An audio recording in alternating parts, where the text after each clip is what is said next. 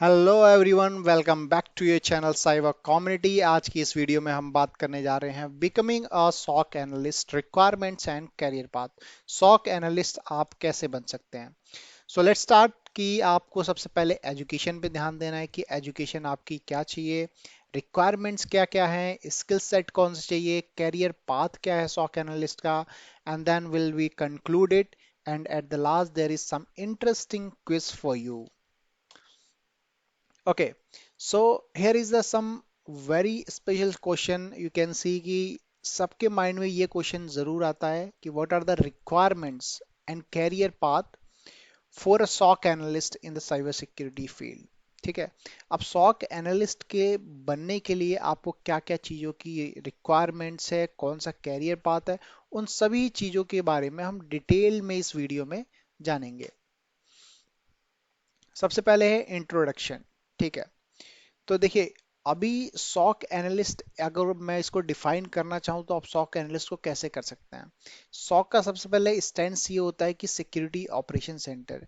इसमें जनरली क्या होता है कि हर एक ऑर्गेनाइजेशन स्पेसिफिकली एक आपको रूम दे देती है, रूम काफ़ी बड़ा रहता है जिसमें वो अपने पूरे सिक्योरिटी वालों बंदों को बिठाती है, भले से वो मॉनिटरिंग टीम हो या थ्रेट इंटेलिजेंस हो या वीएपीटी हो।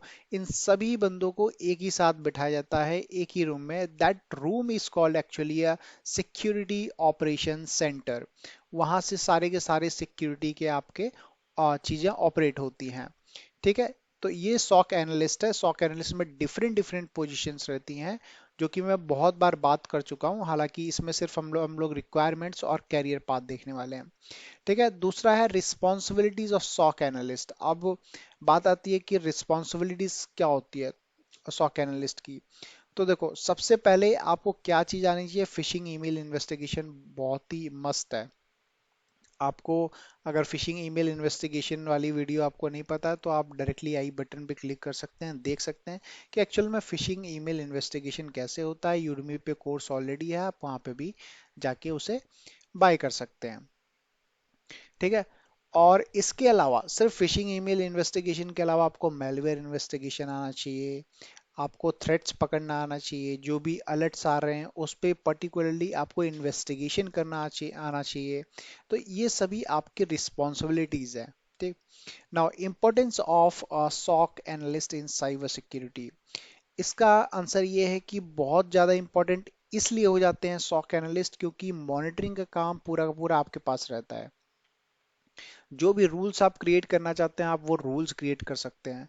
अगर कोई अलर्ट आता है, कोई रैनसमवेयर अटैक आता है, तो you are the first person. ठीक है, जो सॉक एनालिस्ट है he is the first person कि हाँ इसके पास आया है, वहां से वो चीज इनिशिएट होती है। आप जो फर्स्ट फेज का है इन्वेस्टिगेशन का वो आप लोग करते हैं, यानी कि सॉक एनालिस्ट करता है।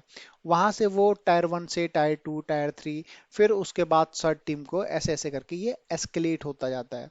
तो आई बिलीव ये इंट्रोडक्शन बहुत ही क्लियर होगा, वेरी क्रिस्पी मैंने तरीके से बताया है। Now let's move on to some requirements. देखो, अब रिक्वायरमेंट्स क्या है कि आपको एजुकेशन तो ऑब्वियसली कुछ तो डिग्री होनी चाहिए। यानी कि मान लीजिए आपके पास बीटेक की डिग्री नहीं है तो आप बीसीए की एटलीस्ट डिग्री हो, दैट इज फाइन। बीएससी की कंप्यूटर साइंस में डिग्री हो, fine. There is some degree related to your graduation, that's it. And apart from that you should have some knowledge of that cyber security and the networking part. Now experience requirement, experience SOC में लगता है क्योंकि आप directly there are very less company who take the freshers.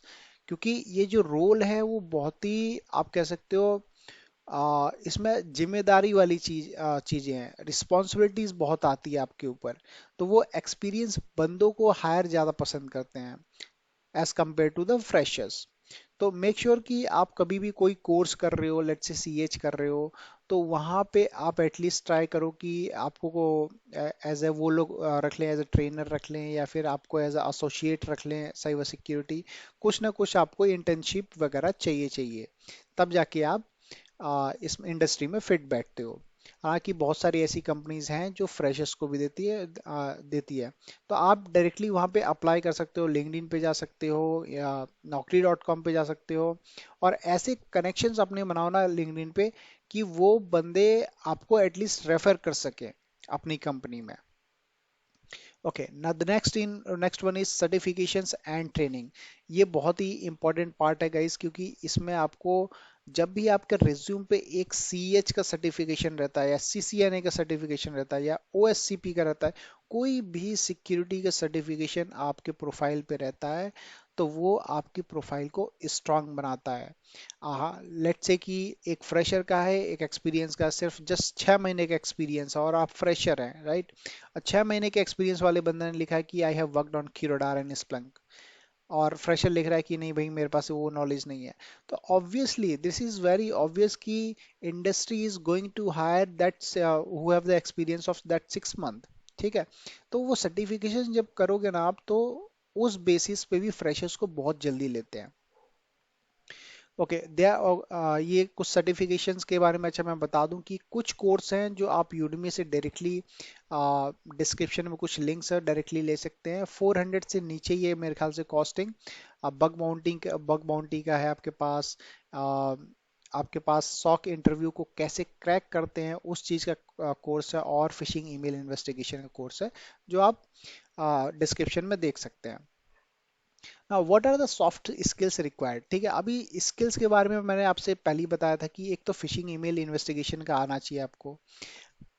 दूसरा ये कि आपको investigation करना चाहिए, मेलवेयर का इन्वेस्टिगेशन करना आना चाहिए। कोई मेलवेयर आ गया, कोई अलर्ट आया रैंसमवेयर का, वो इन्वेस्टिगेशन आना चाहिए। जो जनरली बिहेवियर होते हैं, लेट्स से बिटटोरेंट का बिहेवियर रहता है, जो डिफरेंट डिफरेंट पोर्ट नंबर्स पे जाते हैं, लेट्स से 6881 टू 6889, ये पोर्ट नंबर्स जनरली रहते हैं बिटटोरेंट के।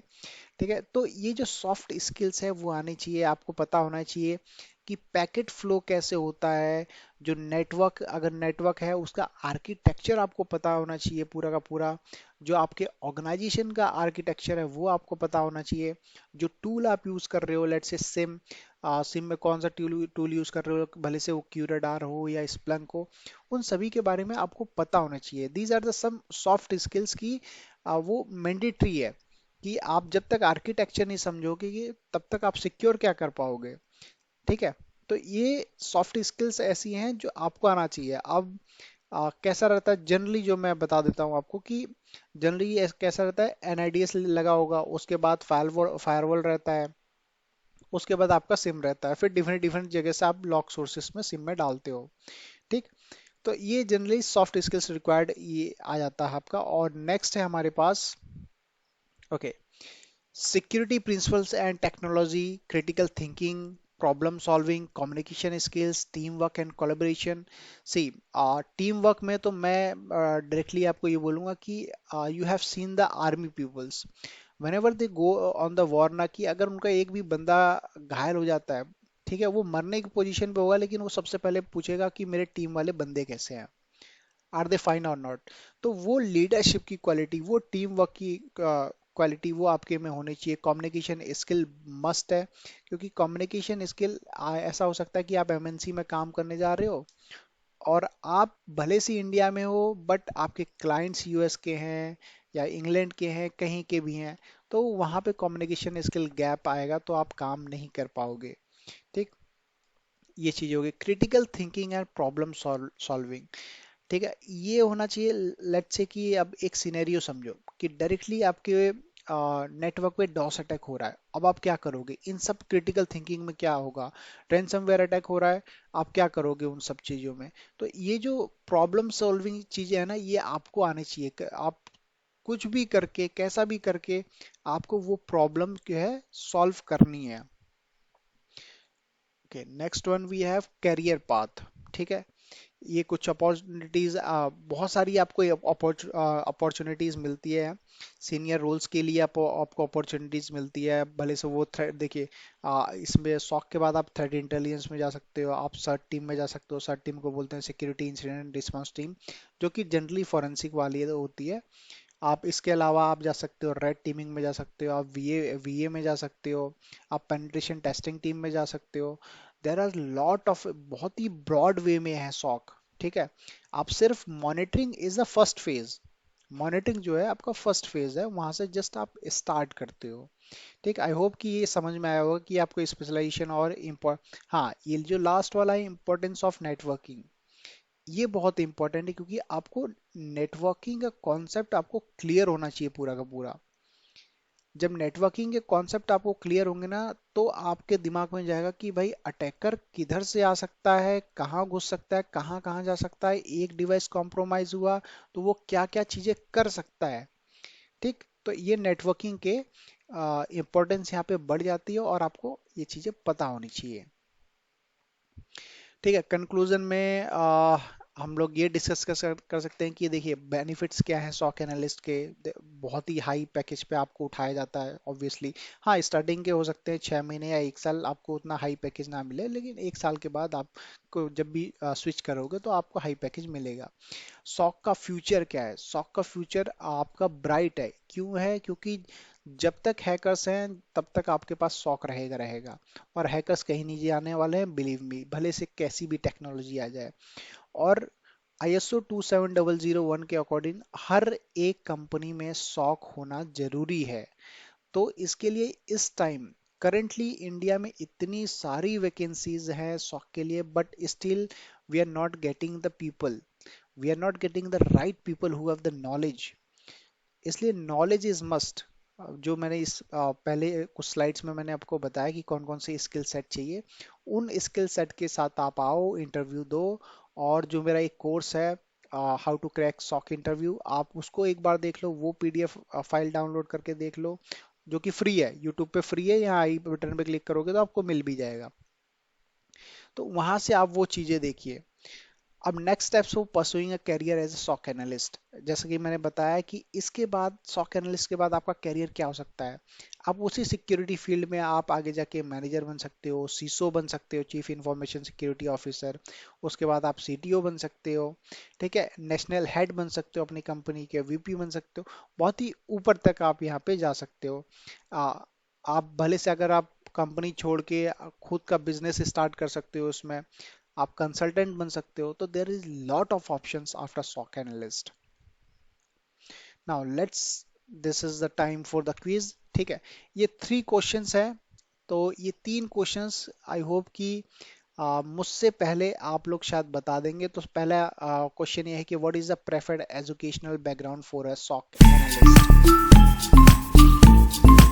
Okay, the answer is bachelor's degree in computer science और information technology. This is the correct answer. Now we got the 500 points. Now second, what are the responsibilities of a SOC analyst?